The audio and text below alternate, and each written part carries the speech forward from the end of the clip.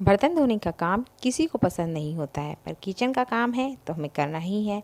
आज मैं लेकर आई हूँ ऐसा कमाल का टिप जो आपके बर्तन धोने की झंझट है ना, उसे ख़त्म कर देने वाले हैं। और ये टिप जानने के बाद आप बर्तन धोने में खुश होने वाले हैं। आज के टिप बहुत ही कमाल के होने वाले हैं, तो वीडियो को फुल वॉच कीजिएगा। और वीडियो अच्छा लगता है तो वीडियो को लाइक करे बिना नहीं चाहिएगा। चैनल पर पहली बार आ ही गए हैं तो चैनल को सब्सक्राइब भी ज़रूर कर लीजिएगा।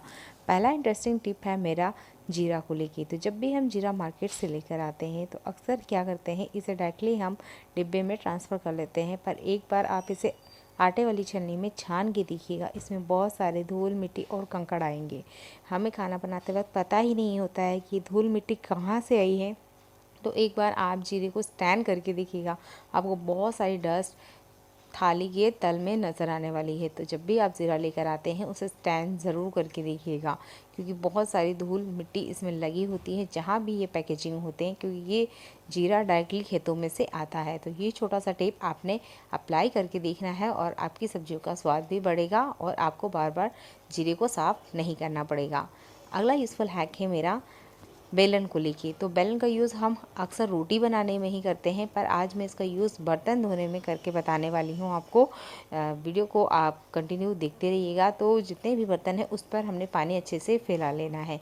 तो हमारे किचन में ऐसे बहुत सारे बर्तन होते हैं जिनमें हमारा हाथ नहीं जाता है। जैसे ये जो ग्लास है ना, इसमें मेरा हाथ नहीं जाता है। बहुत सारी बोटल्स होती हैं जिनमें हमारा हाथ नहीं जाता है और इसकी क्लीनिंग हमें करनी ही होती है। और इसके तले का अगर डस्ट या जो गंदगी है वो नहीं निकला तो ये क्लीनिंग का कोई मतलब नहीं रह जाता है। तो यहाँ पर हमने बेलन का यूज़ करना है। स्क्रब्स के अंदर डाल देना है। जो भी आप बर्तन लिक्विड और साबुन यूज़ करते हैं उसे डालने के बाद में अच्छे से बेलन को घुमा देना है। तो आपने यहाँ पर किसी तरीके का चम्मच का यूज़ नहीं करना है, क्योंकि चम्मच की वजह से स्क्रैचेस भी आते हैं और टूटने के बहुत ज़्यादा चांसेस होते हैं जो ग्लास वाले कंटेनर होते हैं। इसी तरीके से स्टील के ग्लास होते हैं, इन्हें भी अंदर की तरफ क्लीन करने में काफ़ी प्रॉब्लम होती है। अगर किसी ग्लास में धार है तो हाथों में कट लगने के भी बहुत ज़्यादा चांसेस होते हैं। इस तरह की कांच की जो बर्नियाँ होती हैं, इन्हें भी जब हम क्लीन करते हैं तो हमारे हाथ नहीं जाते हैं। आप भी ये चीज़ करते ही होंगे किचन में, और अक्सर आपके साथ भी ये प्रॉब्लम आप फेस करते ही होंगे। तब हमने बेलन का यूज़ करना है। बेलन लकड़ी से बनी हुई चीज़ होती है, इसलिए इसको यूज़ करने में कोई प्रॉब्लम नहीं होगी। और ये अगर किसी चीज़ से टकराती भी है तो जल्दी से वो नहीं टूटने वाला है। इस तरह की बोटल्स भी हमारे घर में होती है। ये बच्चे की दूध की बोतल है।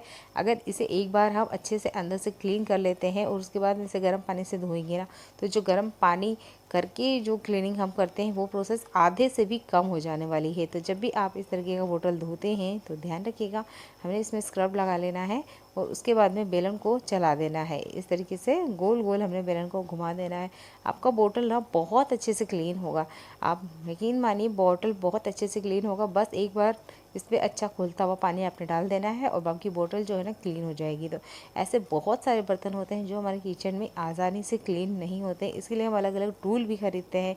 क्यों फालतू का खर्चा करना जब हमारे किचन में बहुत ईजीली ये चीज़ें अवेलेबल है और आसानी से क्लीनिंग हो ही जाती है। तो आज से ना बर्तन धोने के जो झंझट होते हैं, अच्छे से जो डीप क्लीनिंग होती नहीं है इनसाइड बर्तन हो गए, तब आप बेलन का यूज़ करके देखिएगा और जो बर्तन है वो बहुत अच्छे से क्लीन हो गया। आप ग्लास देख सकते हैं, अंदर की तरफ से भी ये काफ़ी क्लीन हो चुका है। जब हम इसे डेली इस तरीके से क्लीन करेंगे तो हमको एक्स्ट्रा क्लीनिंग की ज़रूरत नहीं होगी।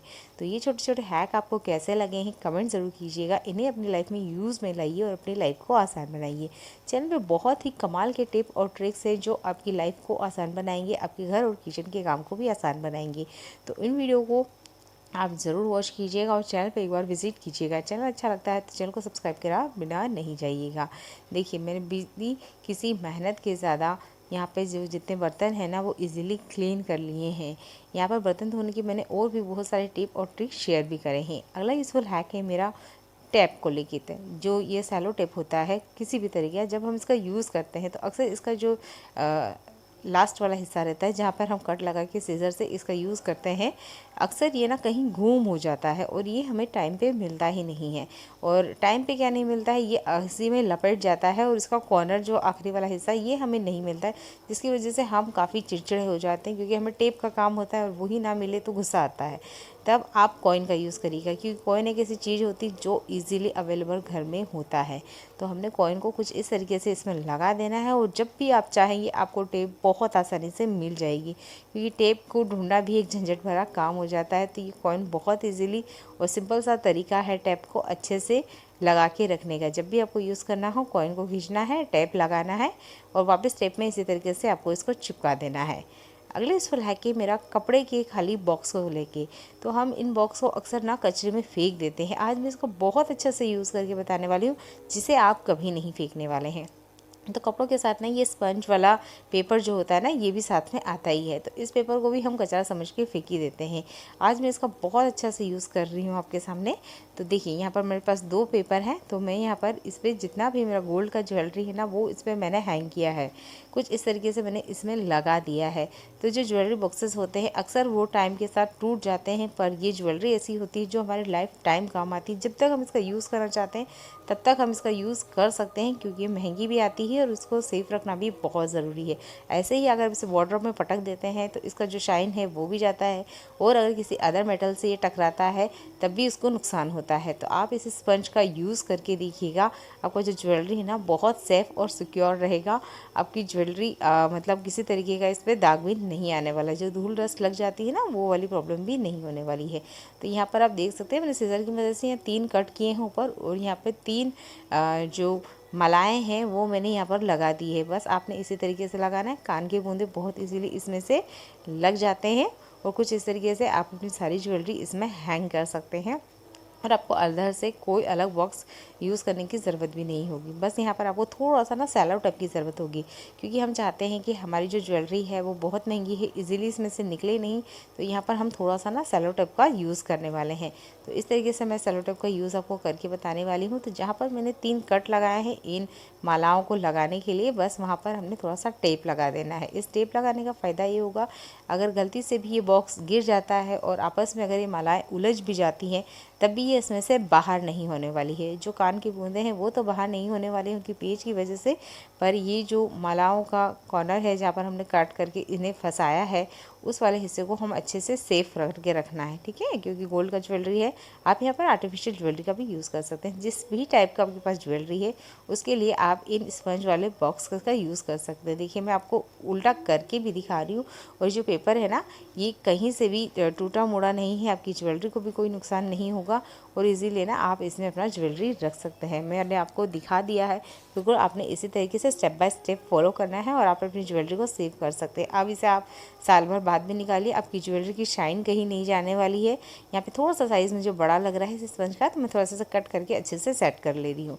और अब आपका ये जो बॉक्स है वो भी काम आ गया, और जो स्पंज है वो भी काम आ गया। तो 2 काम हुए ना एक साथ। और ये यूज़फुल टिप आपको कैसा लगा है कमेंट ज़रूर कीजिएगा। इसका थोड़ा सा जो टुकड़ा बच गया था उसका भी मैंने यूज़ कर लिया है यहाँ पे आर्टिफिशियल एयरिंग्स को रखने के लिए। तो हम लेडीज़ों को ना एयरिंग्स पहनने का बहुत शौक होता है, स्पेशली किसी ओकेजन पे तो बहुत ही ज़्यादा। तो इस पर मैंने बचे हुए टुकड़ों पे जितने भी मेरे पास आर्टिफिशियल ज्वेलरी है ना वो मैंने लगा ली है। तो आप अपनी आर्टिफिशियल ज्वेलरी को इसमें आराम से लगा सकते हैं।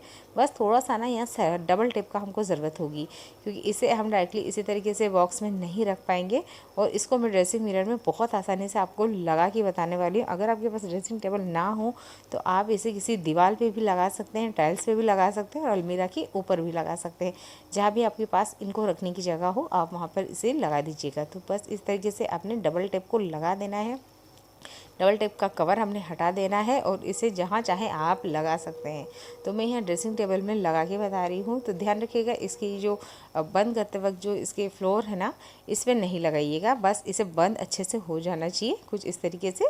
यहाँ पर जो खाली जगह है ना मैं यहाँ लगा के बता रही हूँ, क्योंकि इस तरह की खाली जगह हमारे अलमारी में भी होती है, और हमारा जो ड्रेसिंग टेबल होता है ना उसमें भी होती है। तो यहाँ पर मैं इसे बढ़िया से लगा दी हूँ, और अच्छे से मैं इसको चिपका दूँगी ताकि ये निकले नहीं। डबल टेप से लगा है तो बहुत अच्छे से इसकी पकड़ होती है, ये आसानी से गिरता भी नहीं है।